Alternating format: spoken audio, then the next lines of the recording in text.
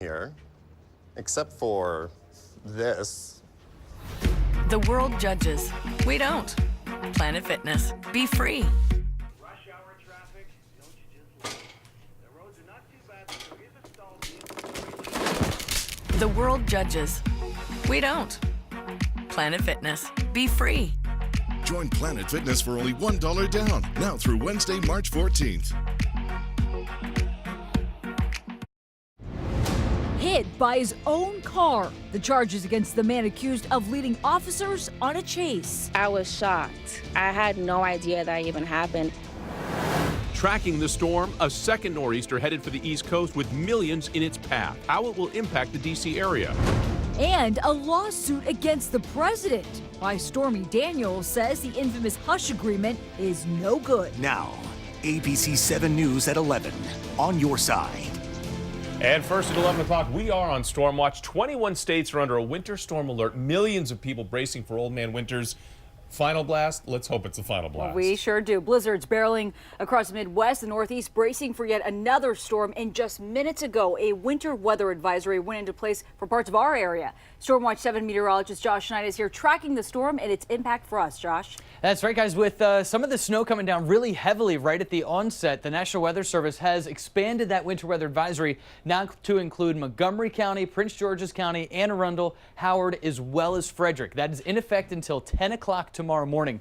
And what we're looking for out of that is some places we could get 1 to 2 inches of snow, but in a few places where we get these heavy bands to set up, maybe even 4 inches of snow. But here's the bigger story. Everybody in pink, which now includes actually parts of Baltimore and Harford counties in Maryland, is under a winter storm warning. And that's where we're going to see much heavier snow and some much bigger totals farther up to the northeast. So what we have going on for us now, that snow coming down across the area, also into Pennsylvania and New York. But this system is really just getting going. So here's the snow we've had over the last hour, and this will continue for a few more hours tonight before it starts to break down and become a bit more spotty. But we could end up with some decent accumulation, especially on the grass. Now, by tomorrow morning, we've got that rain-snow mix, so at the very least wet to get you going for your Wednesday morning. But in some places, a little snowy and a little slippery. So take your time. We'll run through Futurecasts coming up.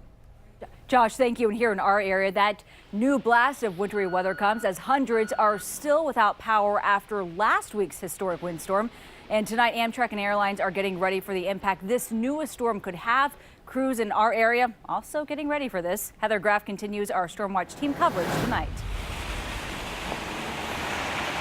Well, you can see the snow still coming down here outside Reagan National Airport, but it's not the winter weather here that's impacting flights. It's the snow that's expected to fall in other cities and the trickle-down impact that could have across the region.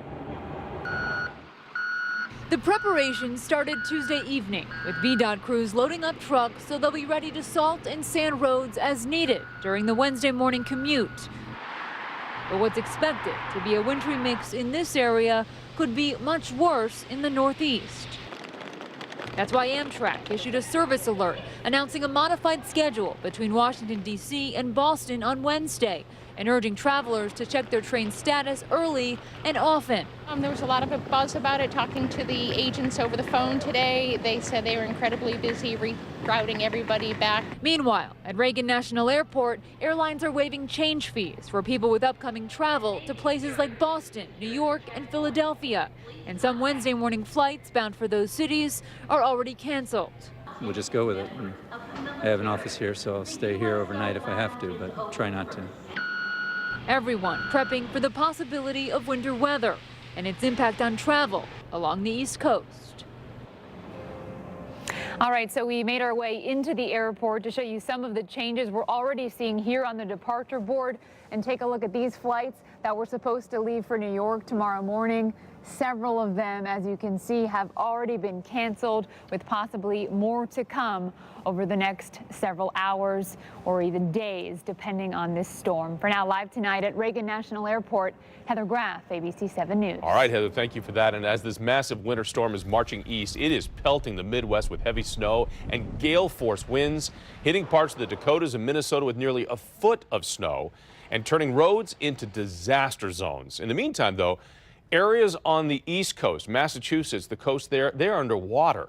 They're bracing for the next nor'easter. They just got pounded by one just days after the waves were crashing over the seawalls and then slamming into the homes. Remember to stay one step out of the storm no matter where you are by downloading our Stormwatch 7 smartphone app. It is free from the Apple app and Google Play stores. New at 11 o'clock, a 14-year-old is in custody tonight in connection with threats that he made against Crossland High School. That teen is accused of posting a threat to social media, leading to a lockdown at the school. Police also stationed extra officers. Prior to the teen's arrest, though, the police chief sent a very strong message. You've caused incredible concern in our community, and that's not acceptable. Now, that 14-year-old is charged with making a threat of mass violence. Tonight, police do say that he did not have the means to carry out that threat.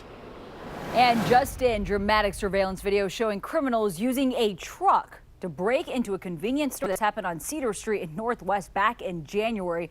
You see it right there. Police tell us they stole an ATM and took off. If you have any information, DC police want to talk with you.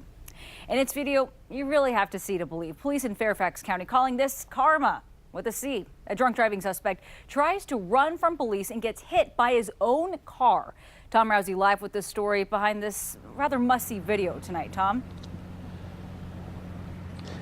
Yeah, Nancy, you know, it all started right here behind me along Route 1 in Wjla Valley. There was a chase. They kind of went in a circle, wound up in a Starbucks parking lot at one point. The suspect ultimately drove onto Arlington Drive here, a half-mile down the road. He would encounter a big problem that led him to make a bad decision.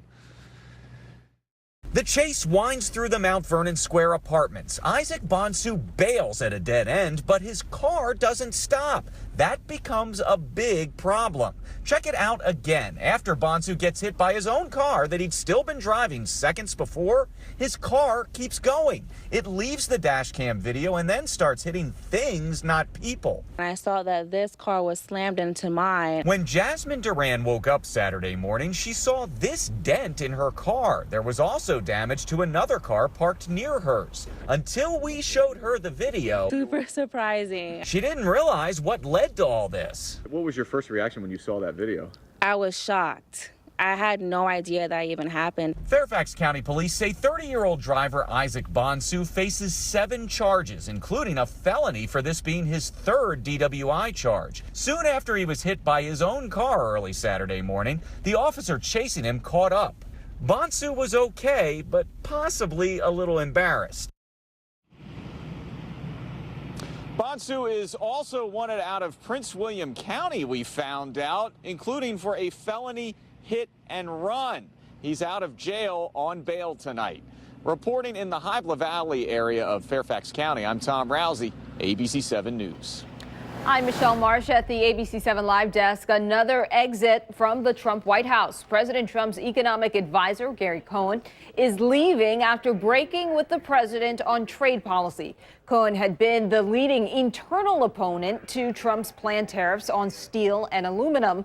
He tried to orchestrate an 11th-hour effort to push the president to reverse course, but he has been persistent. President Trump praised Cohn despite the disagreement, saying Cohn has served his country with great distinction. Cohn is now the 16th person to resign from the Trump administration. From the Live Desk, Michelle Marsh, ABC 7 News. Thank you. And new tonight, a lawsuit against the president. Adult film star Stormy Daniels filing a civil suit against President Trump. She is